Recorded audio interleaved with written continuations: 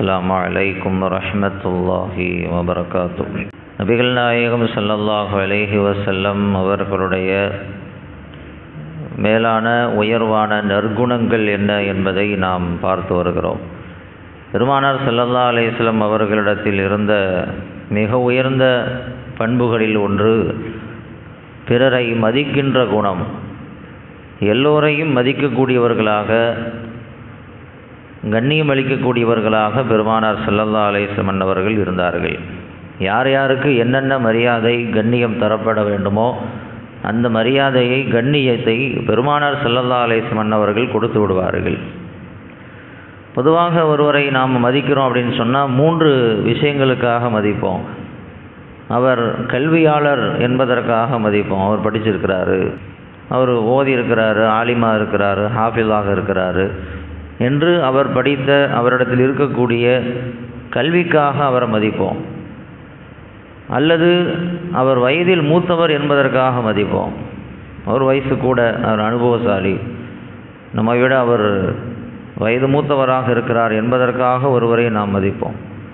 3வது அவர் வகிக்கக்கூடிய பொறுப்பு, அவர் செய்யக்கூடிய பணி.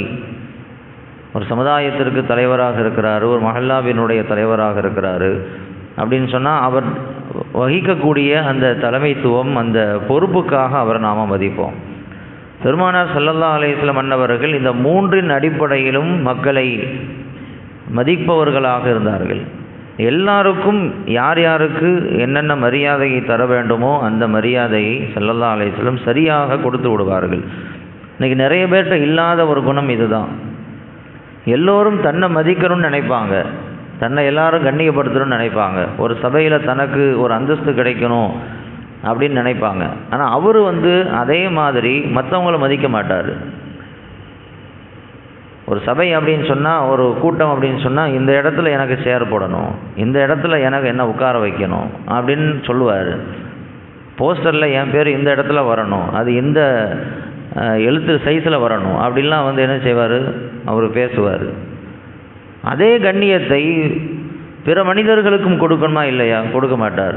தன்னை மக்கள் மதிக்க வேண்டும் என்று நினைக்கிற அளவிற்கு பிறரை மதிக்க மாட்டாங்க. பெருமானார் ஸல்லல்லாஹு அலைஹி வஸல்லம் அவர்கள் எல்லோரையும் மதித்தார்கள், எல்லோரையும் கண்ணியப்படுத்தினாங்க. உலகத்திலேயே மிக உயர்ந்த கண்ணியத்திற்குரியவர்கள் பெருமானார் ஸல்லல்லாஹு அலைஹி வஸல்லம். அவர்களை தாண்டி ஒரு கண்ணியமானவர் யாரும் கிடையாது, அல்லாஹ்வை தவிர. ஆனால் அவங்க எல்லாருக்கும் கண்ணியப்படுத்தினாங்க, எல்லோரையும் மதித்தாங்க. பெருமானார் ஸல்லல்லாஹு அலைஹி வஸல்லம் அவர்கள் எந்த அளவிற்கு உயர்ந்தவர்கள், கண்ணியமானவர்கள், அல்லாஹ்வே அவர்களை கண்ணியப்படுத்தினான்.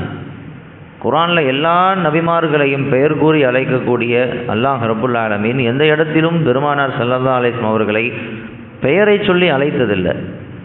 யா மூசான்னு கூப்பிடுறான், யா ஈசான்னு கூப்பிடுறான், யா நூஹு அப்படின்னு கூப்பிடுறான், யா இப்ராஹீம் அப்படின்னு கூப்பிடுறான். எல்லா நபிமார்களையும் அவர்களுடைய பெயரை சொல்லி அல்லாஹ் அழைக்கிறான்.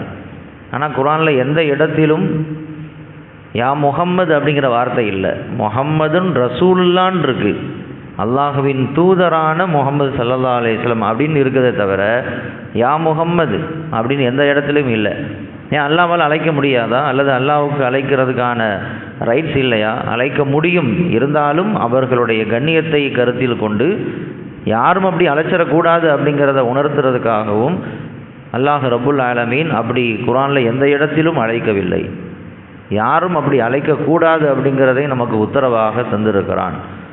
நீங்கள் மற்றவர்களை அழைப்பதை போன்று நீங்கள் நபியை அழைக்கக்கூடாது. மற்றவங்களை நீங்கள் கூப்பிட்ற மாதிரி பெருமானாரை நீங்கள் கூப்பிடக்கூடாது, பெயர் சொல்லி கூப்பிடக்கூடாது. ரசூலுல்லாஹ் என்று தான் அழைக்க வேண்டும். ஸல்லல்லாஹு அலைஹி வஸல்லம் அன்னவர்களை அத்தனை சஹாபாக்களும் அப்படித்தான் அழைத்தார்கள்.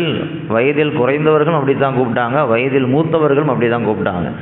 ஏன் அவர்களது மனைவிமார்களாக இருக்கக்கூடிய உம்மஹாத்துல் முஃமினீன் ரலியல்லாஹு தஆலா அன்ஹா அவர்களும் பெருமானார் ஸல்லல்லாஹு அலைஹி வஸல்லம் அவங்கள கூப்பிடும் பொழுது கணவரேன்னு கூப்பிட மாட்டாங்க, ரசூலுல்லாஹ்னு தான் கூப்பிடுவாங்க. அவங்களுடைய பிள்ளைகள் ரசூலுல்லாஹ்னு தான் கூப்பிடுவாங்க. அவனுடைய சொந்த பந்தங்கள் யாராக இருந்தாலும் பெருமானாரை அழைக்கிற பொழுது ரசூலுல்லாஹ் என்று தான் அழைப்பார்கள். ஏன்னா அந்த கண்ணியத்தை அவர்களுக்கு தர வேண்டும் என்று அல்லாஹ் சொல்லிட்டான். அவ்வளவு உயரத்தில் இருக்கக்கூடிய பெருமானார் ஸல்லல்லாஹு அலைஹி வஸல்லம் சாதாரணமாக இருக்கக்கூடிய அத்தனை பேருக்கும் கொடுக்க வேண்டிய மரியாதை அவங்க கொடுத்தாங்க. மரியாதையை கொடுத்தவர் அவர் மதிக்கப்படுவார். கண்ணியத்தை பிறருக்கு கொடுத்தால் அவர் கண்ணியம் செய்யப்படுவார் என்பது யதார்த்தம். ஸல்லல்லாஹு அலைஹி வஸல்லம் எல்லாருக்கும் மரியாதை கொடுத்தாங்க. ஒரு வீட்டில் உட்காந்துருக்கிறாங்க, சஹாபாக்கள் எல்லாம் அந்த வீடு நிறைய உட்காந்துருக்குறாங்க. அடுத்து ஒருத்தர் வந்தால் உட்காரதுக்கு இடம் இல்லை. அந்த அளவுக்கு ஃபுல்லாக வீடு மனிதர்களால் நிரம்பி இருக்கிறது, சஹாபாக்களால் நிரம்பி இருக்கிறது. அந்த நேரத்தில் ஜரீர் இப்னு அப்துல்லா என்று ஒரு சஹாபி உள்ளே வருகிறார்கள். அந்த வீட்டுக்குள்ளே வர்றாங்க. வந்து பார்த்தா உட்காரதுக்கு இடம் இல்லை. ஒரு வலது பக்கமாக பார்க்குறாரு, இடது பக்கமாக பார்க்குறாரு, எங்கேயாவது இடம் இருக்குதா அப்படின்னு சொல்லி அவர் பார்த்துக்கிட்டே இருக்கிறாரு. இதை பெருமானார் ஸல்லல்லாஹு அலைஹி வஸல்லம் அவர்கள் பார்த்து விட்டார்கள். இப்படி ஜரீர் வந்திருக்கிறார், உள்ளே உட்கார்றதுக்கு இடம் இல்லை அப்படின்னு சொல்லி உள்ளே வந்து அவரை கூப்பிட்டு முன்னால் கூப்பிட்டு வந்து உட்கார வைக்கவும் முடியாது. ஏன்னா எல்லாத்தையும் தாண்டி வரணும், எல்லாருடைய தலையையும் தாண்டி வரணும். அது நல்லா இருக்காது. அங்கேயே உட்கார சொல்கிறதா இருந்தால் அங்கே வந்து இடம் இல்லை, விரிப்பும் இல்லை, வாசலில் தான் உட்காந்தாகணும். யாரையாவது தூக்கிட்டு உட்கார வைக்கிறதா இருந்தால் அதுவும் நாகரிகமாக இருக்காது. நீ எஞ்சிப்பா அவரை உட்கார வைங்க அப்படின்னு சொல்லவும் முடியாது. பெருமானார் ஸல்லல்லாஹு அலைஹி வஸல்லம் எந்த இடத்துல அப்படி சொன்னதில்லை. நாம் அப்படி செய்வோம். ஒரு பெரிய ஆள் வந்தார் அப்படின்னு சொன்னால் நீங்கள் அங்கே போய் உட்காந்துக்குங்க, அவர் உட்காரட்டும் அப்படின்னு சொல்லுவோமா இல்லையா? அதை கூட ஸல்லல்லாஹு அலைஹி வஸல்லம் செஞ்சதில்லை. ஒருத்தரை மதிக்கிறதுக்காக இன்னொருத்தரோட மரியாதையை எடுக்கிறதுக்கு ஸல்லல்லாஹு அலைஹி வஸல்லம் என்றைக்கும் விரும்பியதில்லை. அப்போ அதையும் செய்ய முடியாது. அது சபையினுடைய நாகரிகமாக இருக்காது. என்ன செஞ்சாங்க தெரியுமா? ஸல்லல்லாஹு அலைஹி வஸல்லம் இங்கிருந்து தன்னுடைய துண்டு, ஒரு விரிப்பு, தன்னுடைய மேலே போட்டிருந்த ஒரு விரிப்பை எடுத்து அதை அப்படியே சுருட்டி ஜரீர் ரலியல்லாஹு தஆலா அவங்கள்ட்ட இப்படி தூக்கி போட்டாங்க. ஜரீர் இதை பிடிச்சிக்குங்க, இதை கீழே விரித்து அதன் மேலே நீங்கள் உட்காந்துருக்குங்க அப்படின்னு சொன்னாங்க. இதை விரித்து அந்த இடத்துல உட்காந்துக்குங்க, அங்கே உட்கார முடியலல்ல, அது வாசலாக இருக்குதுல்ல, இதை விரித்து உட்காந்துக்குங்க அப்படின்னு சொல்லி ஸல்லல்லாஹு அலைஹி வஸல்லம் சொன்னாங்க. ஏனென்றால் ஜரீர் இப்னு அப்துல்லா ரலியல்லாஹு தஆலா அன்ஹு ஒரு கூட்டத்தாருக்கு தலைவராக இருக்கக்கூடியவர். அப்போ அவருக்கு கொடுக்க வேண்டிய மரியாதையை கொடுக்கணுமா இல்லையா? ஸல்லல்லாஹு அலைஹி வஸல்லம் துண்டை தூக்கி போட்டு அதை கீழே விரித்து உட்காருங்க அப்படின்னாங்க. அவர் எப்படி உட்காருவார்? அவர் வேறு யாரும் போட்டிருக்காங்களா? பெருமானார் ஸல்லல்லாஹு அலைஹி வஸல்லம் அவர்கள் தன் மேனிகள் கடந்த துண்டை தூக்கி போட்டிருக்கிறாங்க. அதை எப்படி கீழே விரித்து உட்காருவார்? அதை வாங்கிட்டு அதை தன்னுடைய கண்களிலும் முகத்திலும் ஒத்தி கொண்டார். பெருமானாருடைய துண்டை கீழே விரித்து உட்கார முடியுமா? ஸல்லல்லாஹு அலைஹி வஸல்லம் அவர்களை பார்த்து ஜரீர் இப்னு அப்துல்லா ரலியல்லாஹு தஆலா சொன்னார்கள், அக்ரமக்கல்லாஹு அக்ரம் கமா அக்ரம் தனி, என்னை நீங்கள் மதித்ததை போன்று என்னை ஒரு கூட்டத்திற்கு தலைவன் என்ற ஒரு அடிப்படையில் என்னை கண்ணியப்படுத்தினீங்க, மரியாதை கொடுத்தீங்க. அந்த மாதிரி அல்லாஹ் உங்களை உயர்ந்த இடத்தில் வைத்து கொள்வானாக, அல்லாஹ் உங்களை கண்ணியப்படுத்துவானாக என்று அந்த சஹாபி சொன்னாங்க. ஸல்லல்லாஹு அலைஹி வஸல்லம் அன்னவர்கள் சஹாபாக்களை பார்த்து சொன்னார்கள், இதா அத்தாக்கும் கரீமு கௌமின், ஒரு கூட்டத்தாருடைய சங்கையானவர் உங்கள்கிட்ட வந்தால் பாக்ரிமூஹு, அவருக்கு கொடுக்க வேண்டிய சங்கையை, மரியாதையை, கண்ணியத்தை நீங்கள் கொடுத்துருங்க, விட்டுறாதீங்க அப்படின்னு சொல்லி ஸல்லல்லாஹு அலைஹி வஸல்லம் சொன்னாங்க.